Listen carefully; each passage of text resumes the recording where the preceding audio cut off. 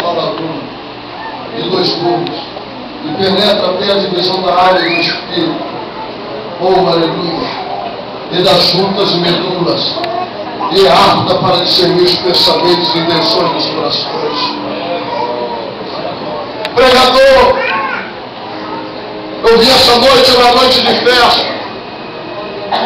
Pregador, é uma noite de ceia. Eu estou entendendo que você está dizendo, pregador. Fica de pé um pouquinho. Fica de pé um pouquinho. Aleluia. Sabe o que eu quero que você, nesse ato profético que você vai fazer aqui agora? Olhe para essa cadeira, a cadeira que está aí ao seu lado. Coloque a mão assim nessa cadeira.